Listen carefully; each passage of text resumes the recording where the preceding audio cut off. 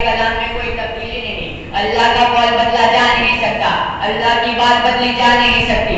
لا تبدیل لکلمات اللہ, اللہ کے کلام میں کوئی تبدیلی نہیں. ساری کائنات مٹ سکتی ہے, ساری کائنات کا وجود بدلا جا سکتا ہے, لیکن اللہ کا فرمان بدلا جا نہیں سکتا. محترم حضرات, یہ وہ مقدس کتاب ہے جس کا دیکھنا بھی ثواب ہے, سننا بھی ثواب ہے اور پڑھنا بھی ثواب ہے. محترم سامعین, توریت حضرت موسیٰ علیہ السلام پر نازل ہوئی, زبور حضرت داؤد علیہ السلام پر نازل ہوئی, انجیل حضرت عیسیٰ علیہ السلام پر نازل ہوئی, قرآن حضور صلی اللہ تعالیٰ علیہ وسلم پر نازل ہوئی. اور دوسری بات یہ ہے کہ توریت صرف حضرت موسیٰ علیہ السلام کو یاد تھی, بنی اسرائیل کو نہیں.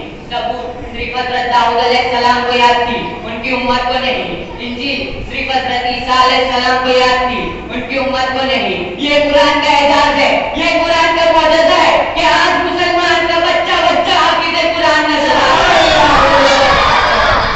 محترم حضرات, ابتدا اسلام سے لے کر آج تک دنیا میں قرآن کو مٹانے کی ناپاک سازشیں کی جا رہی ہے, قرآن کو بدلنے کی ناپاک کوششیں کی جا رہی ہے, لیکن پوری ایڈی چوٹی کا زور لگانے کے باوجود قرآن کا ایک زبر بھی بدلا جا نہیں سکا, کیونکہ مسلمان اپنی جان کی قربانی برداشت کر سکتا ہے, اپنی اولاد کی قربانی برداشت کر سکتا ہے, لیکن قرآن کا ایک زبر بدل جائے یہ برداشت نہیں ہے.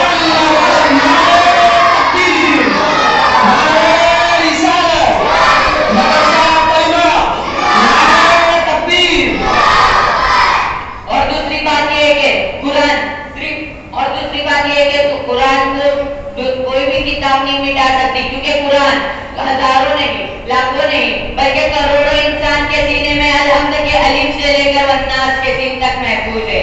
محترم حضرات, نزول المجالس میں ہے کہ اللہ تبارک و تعالیٰ نے عرش کے نیچے ایک فرشتہ پیدا فرمایا ہے جس کا سر انسان جیسا ہے اور اس کے 70,000 بازو ہے, اور ہر بازو پر فرشتوں کی ایک صفحہ موجود ہے, اور اس کے دائنے رخسار پر سورہ اخلاص لکھا ہوا ہے, اور بائیں رخسار پر اشہد اللہ الہ الا اللہ, اور پیشانی پر سورہ فاتحہ لکھی ہوئی ہے.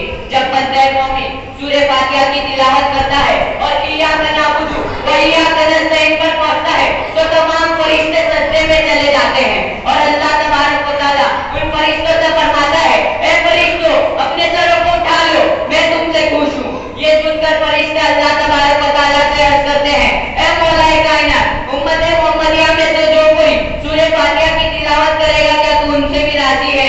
تو اللہ تبارک و تعالیٰ فرماتا ہے, اے فرشتوں تم گواہ ہو جاؤ, امت محمدیہ میں سے جو کوئی سورہ فاتحہ کی تلاوت کرے گا میں ان سے بھی راضی ہوں.